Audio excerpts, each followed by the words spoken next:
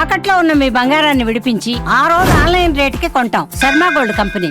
ప్రస్తుతం తెలుగు రాష్ట్రాల్లో ఎండలు దంచి కొడుతున్నాయి. మార్చిలోనే భానుడు భగభగా మండుతున్నాడు. అధిక ఉష్ణోగ్రతలతో ప్రజలు ఉక్కిరిబిక్కిరవుతున్నారు.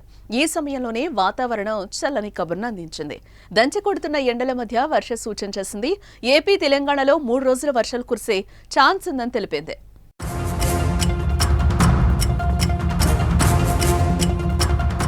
ఆంధ్రప్రదేశ్లో శని, ఆది, సోమవారాల్లో పలు ప్రాంతాల్లో తేలికపాటి నుంచి మోస్తరు వర్షాలు కురిసే అవకాశం ఉన్నట్టు వాతావరణ శాఖ పేర్కొంది. నేడు ఉత్తరాంధ్రలో చిరుజల్లులు కురిసే అవకాశం ఉండగా ఆదివారం, సోమవారం ఉత్తరాంధ్ర, రాయలసీమలో వర్షాలు పడే అవకాశాలున్నాయి. శనివారం రాష్ట్రంలో అక్కడక్కడ జల్లులు పడతాయి. ఇప్పటికే రాష్ట్రంలోని పలు ప్రాంతాల్లో వాతావరణంలో మార్పులు కనిపిస్తున్నాయి. ఎండలు తగ్గి మబ్బులు కమ్మేయటం కనిపిస్తోంది. వాతావరణ సూచన ప్రకారం గంటకు 40 నుంచి 50 కిలోమీటర్ల వేగంతో గాలులు వీచి పిడుగులు పడే అవకాశం ఉంటుంది.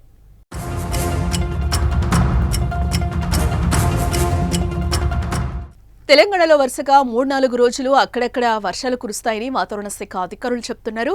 శనివారం, ఆదివారం, సోమవారానికి సంబంధించి వాతావరణ అధికారులు కొన్ని జిల్లాలకు ఎల్లో అలర్ట్ ను జారీ చేశారు. మార్చి 22వ తేదీ మరియు మార్చి 23వ తేదీన తెలంగాణ రాష్ట్రంలోని ములుగు, మహబూబాబాద్, పెద్దపల్లి, మంచిర్యాల, ఖమ్మం, భద్రాద్రి కొత్తగూడెం, ఆదిలాబాద్, నిజామాబాద్, కామారెడ్డి, మెదక్, సంగారెడ్డి, వికారాబాద్, నారాయణపేట, గద్వాలలో ఈదురుగాలులతో కూడిన తుఫానుకు అవకాశం ఉందని వెల్లడించారు.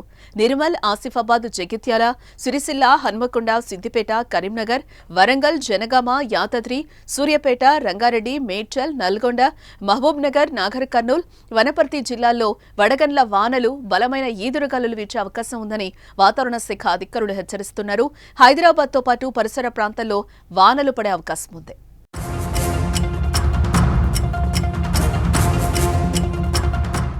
ఎండల మధ్య వర్షాలు కురవడానికి చైనా వైపు వెళ్లే మేఘాలు మన వైపు రావడమే. ఇవి సాధారణంగా చైనా వైపు వెళ్లేవి, కానీ ఈసారి చైనా వైపు నుంచి ఉత్తర భారత్, అక్కడి నుంచి ఒడిశా, తెలంగాణ వైపుగా వస్తున్నాయి. వీటి ప్రభావంతో ఏపీలో కంటే తెలంగాణలో ఎక్కువ వర్షాలు పడే అవకాశం ఉంది. ఎండలకు ఉడికిపోతున్న ప్రజలకు వర్ష సూచన కాస్త ఉపశమనాన్ని కలిగిస్తున్న మామిడి రైతులకు కాస్త కష్టం కలిగించే అవకాశం ఉండడంతో ఆందోళన కలిగిస్తోంది.